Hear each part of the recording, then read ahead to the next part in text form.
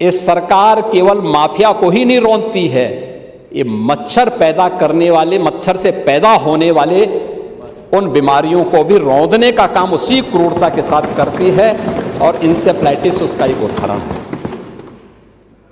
लेकिन अगर आप उसके बारे में जानना चाहेंगे, स्वास्थ्य के बारे में कह रहे थे, ये 1 डिस्ट्रिक्ट 1 मेडिकल कॉलेज, ये हमारी सरकार ने बनाया। मेडिकल कॉलेजेस की संख्या 36 से बढ़कर के 81 हुई है। 81वां मेडिकल कॉलेज अमेठी में प्रारंभ हो चुका है। हम कुछ नए मेडिकल कॉलेज बना रहे हैं, उस दिशा में भी हम आगे प्रयास कर चुके हैं। 2 एम्स चालू हो चुके हैं, सुपर स्पेशलिटी के कुछ नए उन मेडिकल कॉलेजेस में सभी सुविधाएं प्राप्त हुई हैं। और डायलिसिस की बात कर रहे थे, डायलिसिस हर जिले के अंदर फ्री में डायलिसिस की सुविधा उपलब्ध है, हर जिले के अंदर है। 5,46,00,000 आयुष्मान के गोल्डन कार्ड यूपी ने जारी किए हैं। राजा भैया यहाँ पे अभी बता रहे थे, विधायक निधि से भी उसको रिलैक्स करने के लिए, और हम लोग उसको प्रयास करेंगे कि उसको रिलैक्स करके इस ढंग से करेंगे कि इन गंभीर बीमारियों में माननीय विधायकगण जरूरतमंदों को पैसा दे सके। यद्यपि मेरे पास कोई भी विधायक सिफारिश करता है, हम लोग बिना किसी चेहरा देखे हुए उसको पैसा उपलब्ध करवाते हैं। कोई ये नहीं कह सकता कि किसी की जाति, किसी का मत, किसी का मजहब देखा गया है। हर जरूरतमंद को पैसा मिलता है और हम उसके साथ खड़े होते हैं, उसको देते हैं। आईसीयू और आप कह रहे थे ना, हैं? नहीं, और बीच में हम लोगों ने एक सख्ती की थी, क्योंकि कुछ हॉस्पिटल्स की शिकायत आई थी। उस हॉस्पिटल्स की शिकायत में जब यहाँ पांडे जी ने भी यहाँ पे मुद्दा उठाया था, तब मैंने इसकी जांच कराई थी। लेकिन हम लोगों ने उन हॉस्पिटल्स को उससे बाहर किया, लेकिन जो मामले पेंडिंग थे उन सबको फिर से हम लोगों ने धनराशि उपलब्ध करवाई। नहीं, ऐसा नहीं, लिमिट नहीं किया गया है। हर जरूरतमंद को बिना भेदभाव के हम पैसा उपलब्ध करवा रहे हैं। हाँ, एक चीज जरूर हमें भी देखना चाहिए कि प्राइवेट हॉस्पिटल्स के मनमानेपन को रोकना पड़ेगा। CGHS का जो रेट है उसके अनुसार अगर सरकार पैसा दे रही है तो उनको भी कुछ रिलैक्स करना होगा, और सरकार उसमें बाकी भुगतान उपलब्ध करवाएगी, हर जरूरतमंद को उपलब्ध करवाएगी। क्योंकि पैसा न मेरा है न खन्ना जी का है, ये पैसा प्रदेश की जनता का है, और ये पैसा उसको प्राप्त होना ही चाहिए। आपने पैरामेडिक्स की बात की। देखिए, पैरामेडिक्स में हम लोगों ने 41,868 पैरामेडिक्स की अब तक भर्ती की है, जिन्होंने अलग अलग संस्थानों में ज्वाइन किया है। और इसके पहले जो चिकित्सा शिक्षा में भर्ती हुई है, ये 4,110 से अधिक है। कुल मिला के 45,978 यह कुल हेल्थ सेक्टर में ही हम लोगों की मेडिकल एजुकेशन में अब तक की भर्ती हुई है। कोई कोताही सरकार के स्तर पर नहीं, और सरकार इसमें किसी प्रकार की वो नहीं करती। अब आईसीयू हैं, मिनी आईसीयू हैं, डिजिटल एक्सरे हैं, ब्लड बैंक हैं, डायलिसिस है, ऑक्सीजन प्लांट हैं। ग्रामीण क्षेत्र में हर रविवार के दिन मुख्यमंत्री आरोग्य मेले का आयोजन हो रहा है। एम्बुलेंस के माध्यम से 108 और 102 की एम्बुलेंस के माध्यम से इन सेवाओं को और तेज आगे बढ़ाने का काम किया जा रहा है। अब हम AI, genomics, telemedicine, medtech, healthtech, इन सब पे हम आगे चर्चा भी करेंगे, क्योंकि बजट में भी हम लोगों ने इसमें कुछ घोषणा की है, तो उसमें भी इन सब मुद्दों पे ये सभी चीज़ें आपने चूंकि इस मुद्दे को उठाया था, तो उसको मैं इसलिए बोल रहा था कि इस पे भी हम सेंटर ऑफ एक्सीलेंस विकसित करने का काम कर रहे हैं। इस सेक्टर में यूपी सबसे बड़ा मार्केट ही नहीं होगा, बल्कि फार्मा प्रोडक्शन का, फार्मा मैन्युफैक्चरिंग का भी एक केंद्र विकसित होगा। इसके लिए यूपी ने आज ललितपुर में एक फार्मा पार्क के निर्माण के कार्यक्रम को आगे बढ़ाया है। आपने देखा होगा अभी हाल ही में हम लोगों ने फार्मा कॉन्क्लेव लखनऊ में किया था। देश भर के टॉप, दुनिया के जितने बड़े टॉप के फार्मा मैन्युफैक्चरिंग सेक्टर के जितने भी बड़े उद्यमी थे वे सब लखनऊ आए थे। पहली बार, बहुत सारे लोग पहली बार लखनऊ आए थे। मेडिकल डिवाइस पार्क, ये मेडिकल से जुड़ी हुई सभी चीजें सस्ते में और क्वालिटी के साथ उपलब्ध हो सके, ये भी यूपी के अंदर हम गौतम बुद्ध नगर जनपद में इस पर हमारा काम तेजी के साथ आगे बढ़ चुका है। ये चीजें यूपी के अंदर हो रही हैं और उत्तर प्रदेश के अंदर आज ये सभी कार्य यूपी के अंदर हम लोगों ने इस दिशा में भी अपने कार्य को आगे बढ़ा दिया है।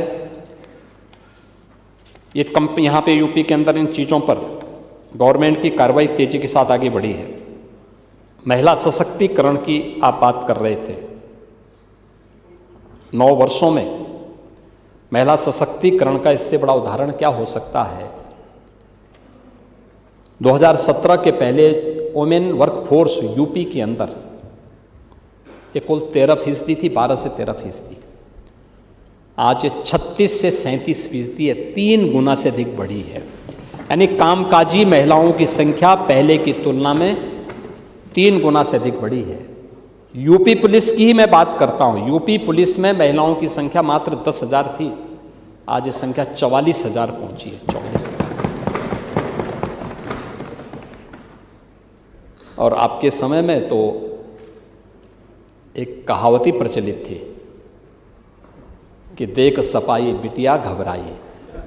तो अब उसमें हम महिला सशक्तिकरण के लिए आपसे क्या बात करें। आज सुरक्षा से समृद्धि और एम्प्लॉयमेंट से एक्सीलेंस तक आत्मनिर्भरता, उद्यमी और नेतृत्वकारी नारी शक्ति उत्तर प्रदेश के अंदर लीडरशिप दे रही हैं। 9 लाख सरकारी नौकरी अब तक हम उपलब्ध करवा चुके हैं। इनमें 1,75,000 जो संख्या है ये केवल महिलाओं के लिए समर्पित है। जो सरकारी नौकरी की मैं बात कर रहा हूँ, ड्रोन दीदी, सेल्फ हेल्थ ग्रुप और लखपति दीदी को एक मजबूत इकोसिस्टम, वीसी सखी, हर ग्राम पंचायत में एक वीसी सखी बैंकिंग के कार्यों को तेजी से आगे बढ़ाने का काम कर रही है। और आप कह रहे थे कि गहना पहन करके कोई महिला निकल सकती है। आपके समय में तो दिन में नहीं निकलती थी, अब तो नाइट शिफ्ट में भी महिलाएं उद्योगों में और कार्यालयों में काम कर रही हैं। इससे बड़ा उदाहरण और क्या हो सकता है। उज्ज्वला योजना, बेटी बचाओ बेटी पढ़ाओ, प्रधानमंत्री मातृवंदना, मुख्यमंत्री कन्या सुमंगला योजना, मुख्यमंत्री सामूहिक विवाह की योजना। सामूहिक विवाह की योजना में भी बेटी की शादी को लेकर के 1 लाख रुपया सरकार दे रही है। आप लोग भी जाइए, आपको मना थोड़ा किया जाता है। उन शादियों में जाना चाहिए, कन्यादान करने में योगदान देना चाहिए, क्योंकि कन्यादान तो बहुत बड़ा दान माना गया है। हाँ नहीं, आप जाइए, क्या बात करते हैं, बुलाना क्या है उसमें। आप अपना बोलिए। देखो, पात्रता के हिसाब से आप नाम सेलेक्ट करके बोलिए कि भाई हम इनको कराना चाहते हैं, किसी के लिए मना नहीं है। कोई भी पात्र व्यक्ति आवेदन कर सकता है। आप जाइए, 100 लोगों का चयन करिए, प्रशासन को बोलिए, वे आपको उसके लिए धनराशि उपलब्ध करवाएंगे, प्रशासन के लोग उसमें सहभागी बनेंगे। ऐसे कैसे हो सकता है। ये चीज़ें हर व्यक्ति का अधिकार है और हर व्यक्ति को इसमें जाने का अधिकार भी है, हर जनप्रतिनिधि को जाने का अधिकार भी है। महोदय, उन लोगों के लिए जो जरूरतमंद थे उनको पेंशन मिले, इसमें निमंत्रण देने की आवश्यकता नहीं पड़ती। आपको स्वयं एक आतिथेय के रूप में वहां पर कन्यादान के लिए खड़ा होना चाहिए।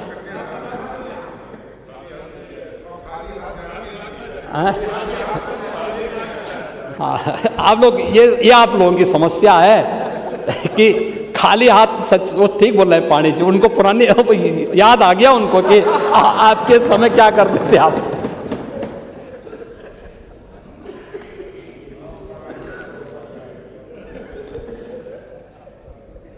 महोदय, वर्तमान में 1,06,00,000 निराश्रित महिलाएं, वृद्धजन और दिव्यांगजन यूपी के अंदर 12,000 रुपये सालाना पेंशन की सुविधा प्राप्त कर रहे हैं और सरकार इसको बहुत जल्दी बढ़ाने जा रही है। हमने बजट दे दिया है।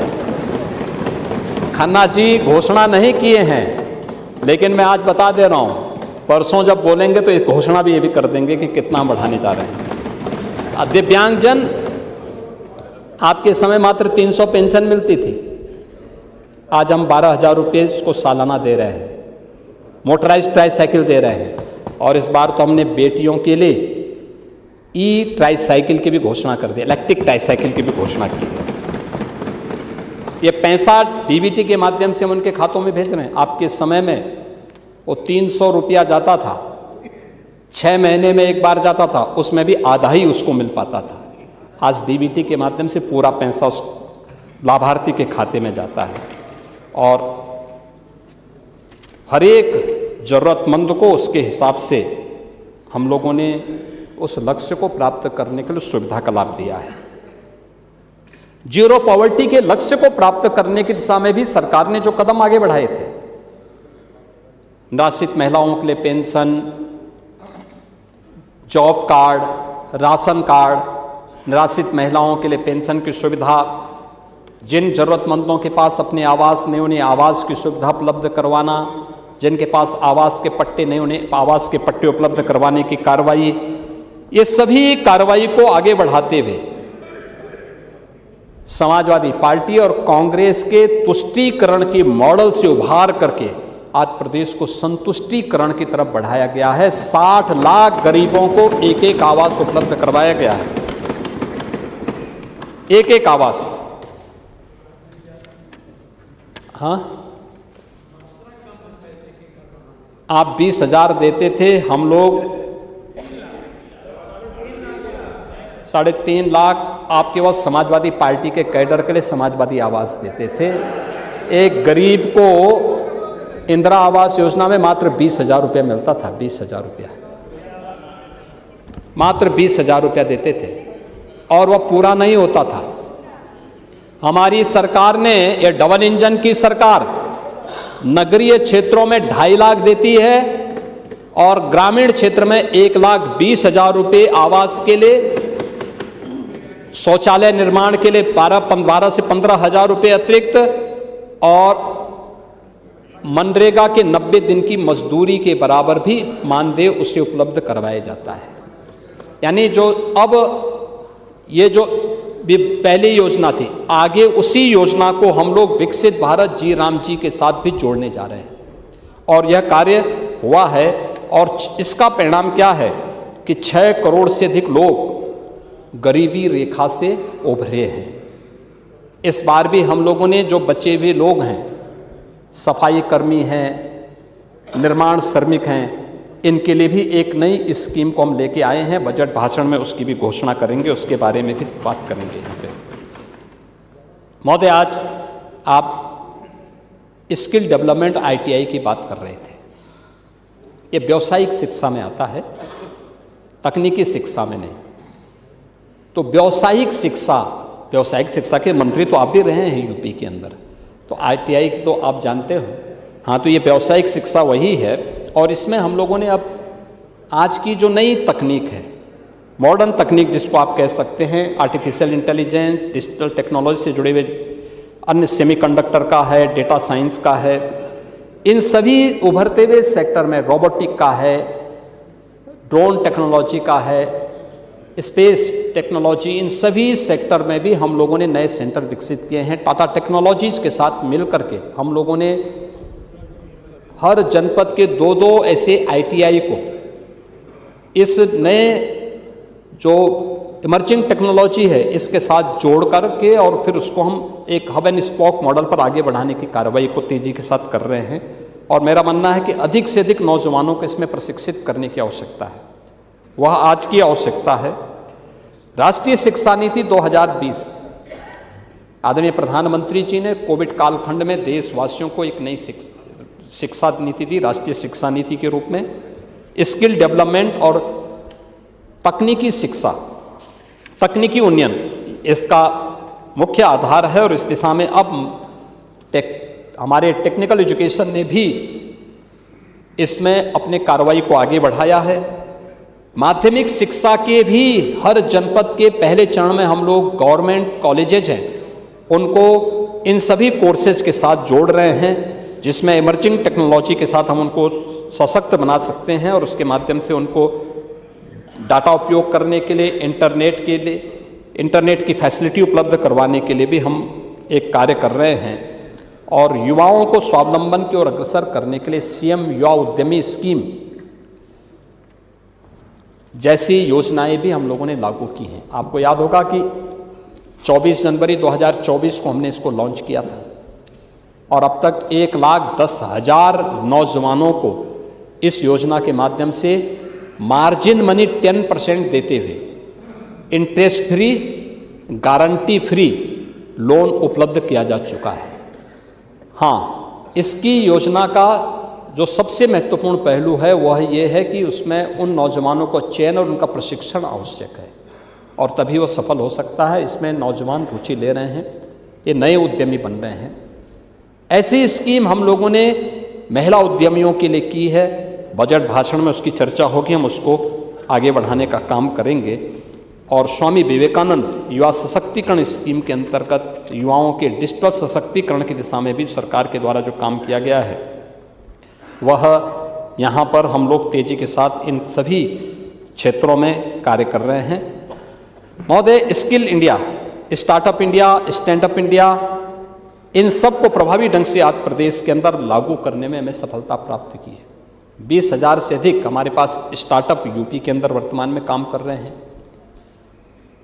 76 इंक्यूबेटर्स हैं, 7 हमारे पास सेंटर ऑफ एक्सीलेंस हैं और 8 यूनिकॉर्न उत्तर प्रदेश के युवा नेतृत्व और इनोवेशन की ताकत को आज प्रदर्शित कर रहा है। आज इन सभी प्रयासों में का परिणाम क्या है? जो युवाओं को प्रदेश के अंदर, आज जो आप पलायन की बात कर रहे थे ना, पलायन इसलिए था क्योंकि यहाँ रोजगार नहीं था, कर्फ्यू था। कर्फ्यू और क्राइम से यूपी मुक्त हुआ। परिणाम क्या हुआ कि यूपी के अंदर एम्प्लॉयमेंट आया, यूपी के अंदर इन्वेस्टमेंट आया। यूपी आज इमर्जिंग टेक्नोलॉजी के फैब यूनिट के बारे में कोई सोचता था, आज यूपी के अंदर लगने जा रही है। आपने बजट भाषण में सुना होगा, देखा होगा, जब खन्ना जी ने यहां पे यूपी डाटा अथॉरिटी की बात की, जब वे अपने बजट भाषण में इस बात का उल्लेख कर रहे थे कि डाटा सेंटर क्लस्टर की स्थापना करेंगे। अगर हमें आर्टिफिशियल इंटेलिजेंस के सेक्टर में आगे बढ़ना है तो डाटा सेंटर क्लस्टर उसकी पहली जरूरत पड़ेगी। आज यूपी उस दिशा में काम कर रहा है, उसको लीड कर रहा है देश में। ऐसा नहीं कि हम पीछे हों, देश के अंदर अगणित 3 राज्य होंगे, उनमें यूपी एक राज्य है। आज वह यूपी है, पिछले 9 वर्ष के अंदर बदला है। आज परिणाम क्या है? जो 19% बेरोजगारी की दर थी समाजवादी पार्टी की सरकार के समय, आज वह 2.24% तक रह गई है। ये परिणाम है यूपी के अंदर। आपको विश्वास नहीं होगा, इसलिए नहीं होगा क्योंकि आप लोगों ने किया नहीं, तो आपको सब यही लगता होगा। देखो, कूप मंडूप इसी को कहते हैं। कुएं के मेंढक को अगर हम लोग समुद्र में फेंक देंगे ना तो उसको विश्वास ही नहीं होगा कि समुद्र क्या है। और स्वामी विवेकानंद चर्चा करते हैं ना कि समुद्र का मेंढक एक बार कुएं में गिरा तो कुएं के मेंढक से पूछा, कुएं के मेंढक ने उससे पूछा, कहा कहां से आए हो? उसने कहा समुद्र से। कहा ये क्या होता है? कहा बहुत बड़ा होता है। कहा कितना बड़ा? उसने छलांग लगाई इस कोने से उस कोने तक। कहा इससे इतना बड़ा? उसने कहा इससे बड़ा। उसने एक और बड़ी छलांग लगाई। अब कुएं के अंदर कितनी बड़ी छलांग लगाएगा? तो उसने कहा इससे बड़ा। कहा कि नहीं उससे बड़ा, उससे भी बड़ा। कहा तो झूठ बोल रहा है। उसने कहा भी एक बार अब मैं कैसे बोलूं, तो मैं तो यहाँ गिरा हुआ हूँ, कैसे बोलूं? तो यही स्थिति उस कूप मंडूप की तरह आप लोगों की स्थिति हो गई कि आप लोगों ने अपने समय तो किया नहीं। अब कोई, जब ये सरकार डबल इंजन की सरकार कर रही है तो आप लोगों को ये बुरा लग रहा है। और विश्वास भी नहीं होगा, क्योंकि क्या नहीं, करने का अभ्यास ही नहीं। क्योंकि करने के लिए तो व्यक्ति के लिए फुर्सत चाहिए। मैं आ रहा हूं उस पर भी। खेल इंफ्रास्ट्रक्चर का विकास हुआ, प्रतिभा का सम्मान, यह भविष्य की गारंटी है। प्रदेश में डबल इंजन सरकार शहर से गांव तक खेल इंफ्रास्ट्रक्चर का विकास कर रही है। ये हमारा जो मंत्री है ना, खेल मंत्री हमारा यादव ही है। देखो ना, अरे एक ही नहीं, और भी रामचंद्र यादव कहां गए? हाँ, 1.25 लाख से एक लड़ाऊं।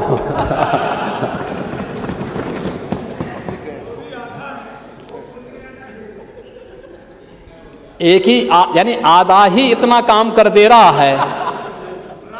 आप जितना नहीं कर पाए, आप लोग जितना नहीं कर पाए 4-4 बार में, वो आधा ही इतना कर दिया है कि पूरी समाजवादी पार्टी डूब जाएगी उसी में।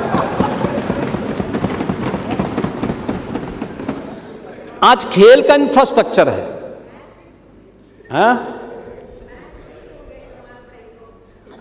नहीं, उनका मुकाबला नहीं कर पाएंगे। वो कृष्ण भक्त हैं या दुर्योधन भक्त हैं?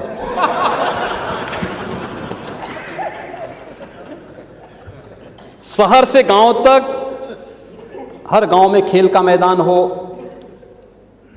हर ब्लॉक स्तर पर मिनी स्टेडियम हो, ब्लॉक स्तर पर स्टेडियम का निर्माण हो। और अब तो सरकार ने तय किया है 2030 के कॉमनवेल्थ गेम्स के लिए और 2036 के भारत की ओलंपिक की दावेदारी को ध्यान में रख करके हर डिविजनल यानी मंडल मुख्यालय पर एक स्पोर्ट्स कॉलेज, हर स्पोर्ट्स कॉलेज के पास एक सेंटर ऑफ एक्सीलेंस किसी एक खेल में यूपी के नौजवानों को इस योग्य बनाओ कि इन प्रतियोगिताओं में। और जहां पे हुआ है, आपके गाजीपुर में हुआ है, गाजीपुर के नौजवान आज खेल में, हॉकी में ललित उपाध्याय और राजकुमार पाल उसी गाजीपुर की देन है, वाराणसी की गाजीपुर की देन है। समाजवादी पार्टी के समय नहीं हुआ, पैसा उन्हीं यादव ने दिया है, उन्होंने दिया है। मैं क्या कर रहा हूं, आप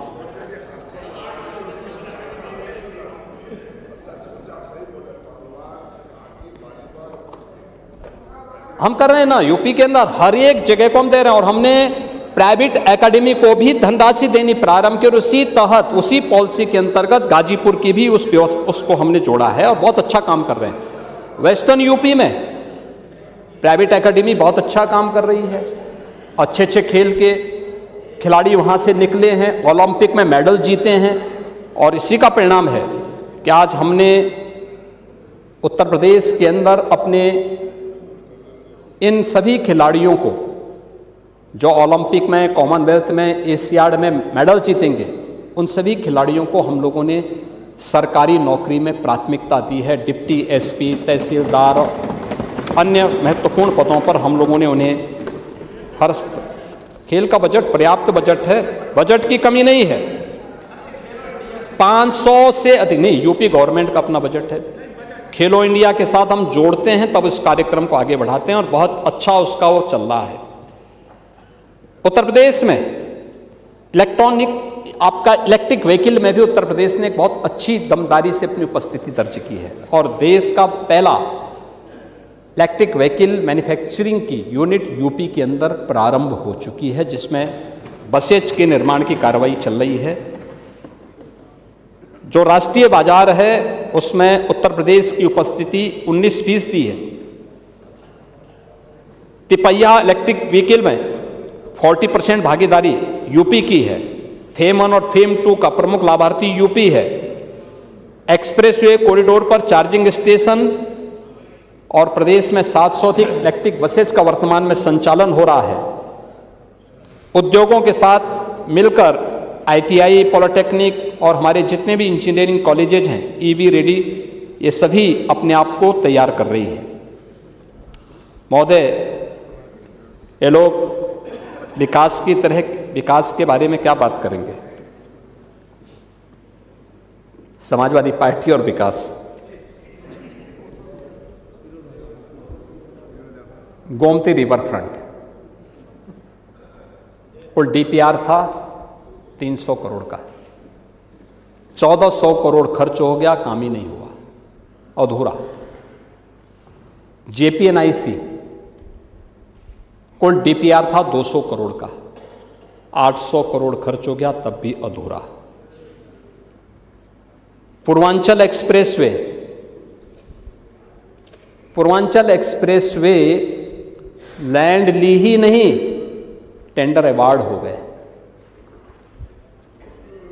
टेंडर अवार्ड होने के साथ ही हम लोगों ने जब देखा कितने का है, तो उस समय नई सरकार आई थी, हम लोग इस बात को मानते थे कि टेंडर ठीक ढंग से और पारदर्शी तरीके से संपन्न हुए होंगे। हम लोग ये मानते थे प्रोग्रेस हो रही होगी। 6 महीने के बाद जब मैंने इसका रिव्यू किया, भाई क्या प्रोग्रेस है, क्या स्थिति है, पता लगा जीरो। क्यों जीरो है? लैंड ही नहीं है। हम लोगों ने लैंड एक्वायर किया, कार्रवाई आगे बढ़ाई, टेंडर निरस्त किए। टेंडर निरस्त करने के बाद जब हम लोगों ने 2 वर्ष के बाद टेंडर किए, तो ठीक 15,200 करोड़ रुपए का टेंडर आया। हम बहुत चक थे, मैंने पूछा भी पहले कितना आया था, बताया गया 15,200। तो मैंने कहा 15,200 2 वर्ष पहले भी, 2 वर्ष के बाद 15,200 क्यों, क्या कारण है? तो मैंने पूछा उस समय कि भाई क्या फाइनेंशियल और टेक्निकल बिड एक साथ मंगाई गई? कहा नहीं साहब, अलग अलग। मैंने कहा इसको निरस्त करो, एक साथ मंगाओ, इसको और रिलैक्स करो। उसको रिलैक्स किया गया। हमने 110 मीटर चौड़े एक्सप्रेसवे को 120 मीटर चौड़ा करने के लिए प्रस्ताव रखा, क्योंकि सेमी बुलेट ट्रेन को हम वहीं से चलाएंगे। अभी जो प्रस्तावित हो रही देश के अंदर जो कॉरिडोर नए बनने जा रहे हैं, उन सब के लिए तैयारी हमारी उसी देश से चल रही है। वाराणसी से जोड़ने के लिए लैंड स्टेट उपलब्ध करवाएगा, हमारे पास लैंड है। लेकिन जब हमने कहा कि मंगाओ, अलग अलग नहीं, एक साथ मंगाओ, तो 15,200 करोड़ का वो टेंडर जो इन्होंने किया था 2 वर्ष पहले से, दिसंबर 2016 में जो अवार्ड किया था, वही 18 में जब उसी के टेंडर हुए थे, वो 11,800 करोड़ का आया। ये 3,500 करोड़ कहां जा रहा था? ये है इनका मॉडल। ये विकास की बात करेंगे, यानी कभी जेपी और लोहिया ये समाजवाद के आदर्श माने जाते थे। इन्होंने देश में बराबरी का और सामाजिक न्याय की वकालत की थी। ये दोनों महान नेता थे, दोनों ने इसकी वकालत की थी। आज वही समाजवादी संपत्ति और संतति इसका प्रतीक बन गया है। लोहिया इसके विरोधी थे। जो समाजवाद त्याग का, संघर्ष का, नैतिक आदर्शों का आह्वान करता था, आज वह वंशवाद का, सुविधावाद का और निजी साम्राज्य खड़ी करने की एक सीढ़ी बन गई है इन लोगों के लिए। ये लोग किस उसकी बात करते हैं? जहां कभी लोहिया और जेपी की परंपरा ने शोषण के विरुद्ध संघर्ष का उद्घोष किया था, आज वही समाजवाद समाज में जातीय वैमनस्यता पैदा करने का एक माध्यम बन गया है।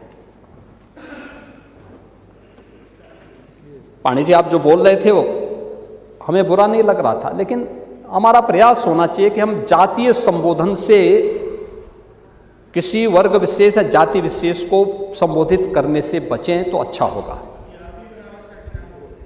नहीं, मैंने इसलिए गिलाया अहिल्याबाई, लोक माता अहिल्याबाई होलकर, वो लोक माता है, उनका सम्मान होना चाहिए। उन्होंने मुगल कालखंड में भारत के सांस्कृतिक और आध्यात्मिक प्रतीकों को जिस दमदार तरीके से स्थापित किया था, उनकी पूजा होनी चाहिए और उसी क्रम में हमारी उनके प्रति श्रद्धा का भाव। आपने क्या किया? आपने नहीं किया। मैंने राजू पाल की हत्या का मुद्दा इसलिए उठाया, उमेश पाल की हत्या का मुद्दा इसलिए उठाया क्योंकि उन माफियाओं को गले आप लोगों ने लगाया था और उन माफियाज ने हमें आंखें दिखाने का प्रयास किया, तो उसकी दुष्परिणाम को भी उन्होंने भुगता है। हर गरीब को जीने का अधिकार मिलना चाहिए, बिना भेदभाव के उनका हक उसको मिलना चाहिए।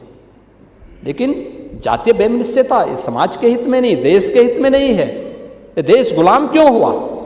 इसी जातीय वैमनस्यता के कारण, इसी के कारण हुआ है। और उन जातियों को आपस में लड़ाने का काम, लेकिन तुष्टीकरण के नाम पर आक्रांताओं को महिमामंडन करना आज इस समाजवादी आंदोलन का मुख्य धंधा बन गया है। कब रंग बदल दे कोई भरोसा नहीं होता। यानी गिरगिट भी आज पश्चाताप करेगा कि समाजवादी मुझसे भी आगे निकल गए हैं। और इसीलिए अब यूपी के अंदर, आज तो हमारे यहां एक्सप्रेस वे, यूपी देश के अंदर 55% एक्सप्रेस वे का प्रदेश है यूपी। देश का सबसे बड़ा रेल नेटवर्क यूपी के पास, देश का सबसे बड़ा एयर कनेक्टिविटी के लिए एयरपोर्ट्स यूपी के पास, देश की पहली रैपिड रेल यूपी के पास, देश की पहली इनलैंड वाटरवे यूपी के पास, और देश का पहला रोपवे जो सिटी को जोड़ रहा है वह यूपी के पास है। मेट्रो देश के अंदर सर्वाधिक सिटी में यूपी के अंदर चल रहा है। खन्ना जी ने अपने बजट भाषण में 4 कहा, लेकिन 4 नहीं है, यूपी के अंदर 6 सिटी मेट्रो के साथ वर्तमान में जुड़ी हुई है। और 6 ही नहीं, 7वां सिटी प्रधानमंत्री जी के लोकार्पण के बाद मेरठ भी हो जाएगा। देश के अंदर कहीं को इतनी इस संख्या में नहीं है। ईस्टर्न एंड वेस्टर्न रोपवे वहां इसलिए चलाया जा रहा है। रोपवे पौराणिक सिटी है, हाँ वो भी चल रहा है। अभी हम कनेक्टिविटी दे रहे हैं, थोड़ा देने दीजिए ना, इंतजार करिए, अभी इंतजार करिए। Eastern and western freight corridor, इसका जंक्शन भी यानी लॉजिस्टिक का भी एक बड़ा केंद्र अब यूपी बनने जा रहा है। और इसी के साथ हम लोग जो हमारे इनलैंड वाटरवे हैं, इसमें मल्टी मॉडल टर्मिनल की स्थापना, ये भी यूपी के अंदर अलग अलग स्थानों पर ये यूपी के अंदर हो रहा है। यूपी के किसानों की सब्जियां, इनके खाद्यान्न को वैश्विक बाजार में पहुंचाने में हमें मदद मिलेगी। और अब हमारा जेवर का एयरपोर्ट भी तैयार हो गया है। उत्तर प्रदेश का 5वां इंटरनेशनल एयरपोर्ट है।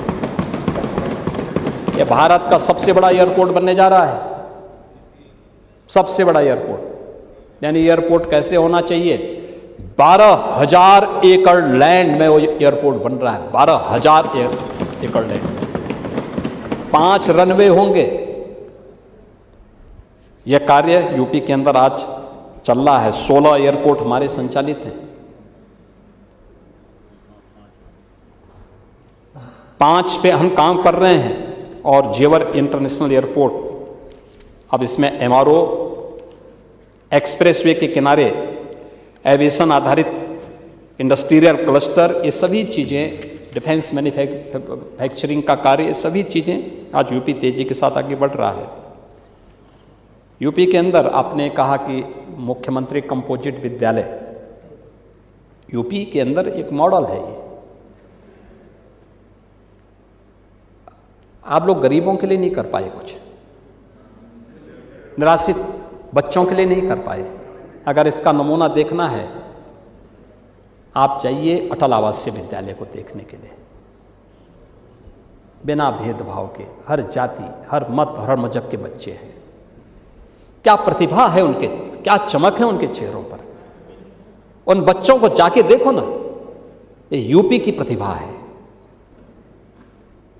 जिसको कल तक पैर में जूते नहीं थे, पहनने के लिए कपड़े नहीं थे, आज वर्ल्ड क्लास इंफ्रास्ट्रक्चर से बने हुए अटल आवासीय विद्यालयों में अध्ययन कर रहे हैं। 10,000 बच्चे एक साथ उत्तर प्रदेश के इन विद्यालयों में वर्तमान में अध्ययन कर रहे हैं। उसी तर्ज पर हर जिले में 2-2 सीएम कंपोजिट विद्यालय हम लोगों ने पहले चरण में दे दिए हैं और हम इस श्रृंखला को वहीं तक सीमित नहीं रख रहे हैं, इसको हम नीचे स्तर पर, न्याय पंचायत स्तर पर ले जाना चाहते हैं, न्याय पंचायत स्तर पर। इसलिए हम चाहते हैं वहाँ मिले बच्चों के लिए केवल विद्यालय नहीं होना चाहिए, खेल का मैदान भी होना चाहिए, स्किल डेवलपमेंट के सेंटर भी होने चाहिए, उनके लिए अन्य सुविधाएं भी होनी चाहिए। ये व्यक्ति के नाम पे नहीं है, ये मुख्यमंत्री के नाम पे है। मुख्यमंत्री कोई भी होगा, ये कोई व्यक्ति का नाम नहीं है, ये पदेन है। हाँ, अटल आवासीय विद्यालय विद्यालय ही है। उसी तर्ज पर हम लोगों ने सीएम कंपोजिट विद्यालय बनाए हैं। ये यानी डे स्कूल होंगे। ये अटल आवासीय विद्यालय ये निराश्रित बच्चों के लिए और बीओसी बोर्ड के जो श्रमिक हैं, निर्माण श्रमिक हैं, उनके बच्चों के लिए हम लोगों ने बनाए हैं। क्योंकि वे लोग काम करते हैं, खानाबदोश ज़िंदगी जैसे जीते हैं, आज इस सिटी में, कल वहाँ तो बच्चे नहीं पढ़ पाते थे, उनके बच्चों को वहाँ ला करके पढ़ाया जा रहा है। और अच्छे हमने वहाँ पे शिक्षक रखे हैं, ये सभी कार्य वहाँ पर हो रहे हैं। इसी तर्ज पर आज सीएम कंपोजिट विद्यालय माध्यमिक विद्यालयों में आज उत्तर प्रदेश के अंदर कार्य हो रहा है। आप तो क्या दुर्गा प्रसाद जी, आप क्या शिक्षक थे क्या? दुर्गा प्रसाद यादव जी, आप क्या शिक्षक थे? आप कुछ थे, शिक्षक वगैरह थे या किसान थे? हाँ, किसान थे कि शिक्षक थे? किसान। नहीं, मैं वही पूछ रहा हूं, मैं इसलिए पूछ रहा हूं कि माध्यमिक शिक्षा, देखो मैं एक सच्चाई बताऊंगा। मैं उत्तर प्रदेश में समाजवादी पार्टी की सरकार थी और आपकी सरकार के माध्यमिक शिक्षा के मंत्री थे। एक स्टेशन पे मुझे जाना था, तब तक उत्तर प्रदेश के एपीसी आ गए। मैं एक तरफ बैठा था, वो लोग दूसरी तरफ बैठ गए। उसी समय उत्तर प्रदेश के माध्यमिक शिक्षा के मंत्री आ गए थे, समाजवादी पार्टी की सरकार थी, मैं सांसद था गोरखपुर से।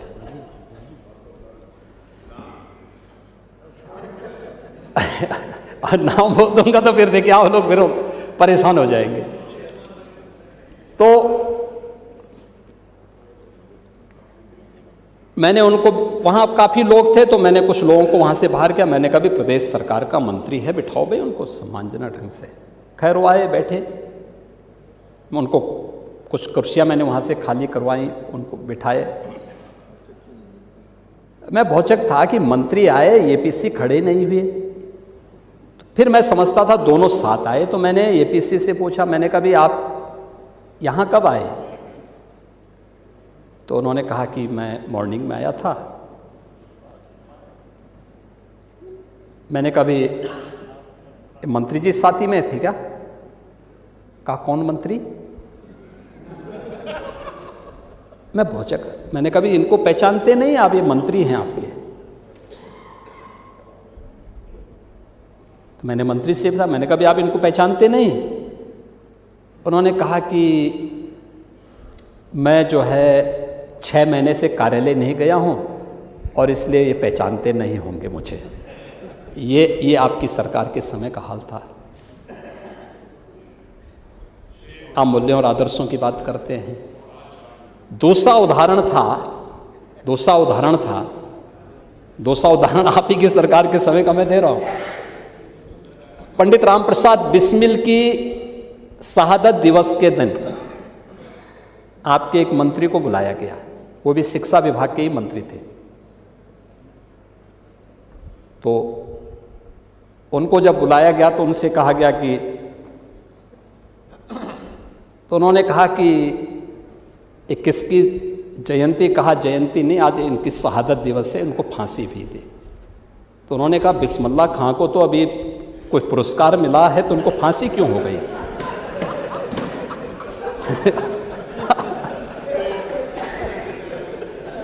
इनके शिक्षा मंत्री, इनकी सरकार में जब ये अंधेर नगरी चौपट राजा, यही तो कहते हैं, इसी को कहते हैं। वो कहते हैं कि बिस्मिल्लाह खां को तो अभी पुरस्कार कोई मिला था और उनको फांसी क्यों हो गई है।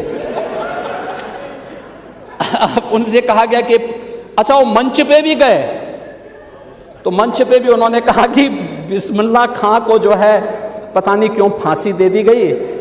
और तो नीचे से एक सज्जन ने कहा कि साहब ये बिस्मिल्लाह खां ने, ये पंडित राम प्रसाद बिस्मिल हैं, कहा कि तू जरूर भाजपाई होगा, भाग हमारे कार्यक्रम से। ये इनकी सरकार को।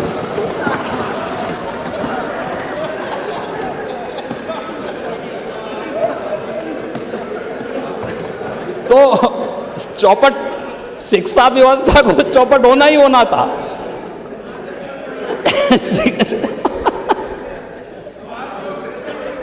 शिक्षा तो चौपट होती ही होती।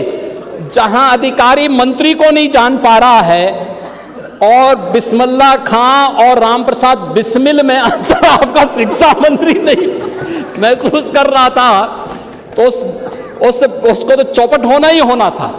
तो वहां बच्चे नकल नहीं करते तो क्या करते? वहां नकल नहीं करते तो क्या करते? और यही आप कर रहे थे उत्तर प्रदेश के अंदर। आज प्रोजेक्ट अलंकार से देखिए होता है, कृतज्ञता ज्ञापित करने का भाव होता है। देखिए मैं आपको सही बताऊं, ये कहानी नहीं, मैं सच्चाई आपको बताऊं, मेरे पास प्रमाण है, उसके प्रमाण है। देखो हम इस सदन में आ रहे हैं तो उन बातों को बोलते हैं जो पांडे जी जैसे व्यवहारिक बात कर रहे थे, वही व्यवहारिक बात में बोल रहा, वही व्यवहारिकता है। लेकिन एक भाव होता है, हम में से कोई भी व्यक्ति जिस विद्यालय में पढ़े होते हैं, भाई हम लोगों के समय में पब्लिक स्कूल नहीं थे, मॉडर्न स्कूल नहीं थे। बेसिक शिक्षा परिषद के स्कूलों में या गवर्नमेंट इंटर कॉलेजेस में या जो गवर्नमेंट एडेड कॉलेजेस थे, उन्हीं कॉलेजेस में सभी लोग पढ़े थे। एक भाव होता है समय के अनुसार, उनके पास पैसा नहीं है, कभी किसी व्यक्ति ने पैसा देके बना दिया, आज संसाधन नहीं है, क्या हमारी ड्यूटी नहीं बनती है कि हम उनमें कुछ सहयोग करके उनको ठीक करें? प्रबंधन में कब्जा करने की प्रवृत्ति तो हमने सुनी है, लेकिन कोई व्यक्ति आगे आकर के करे इस काम को, ये बहुत कम देखने को मिलता है, बहुत कम देखने को मिलता है। और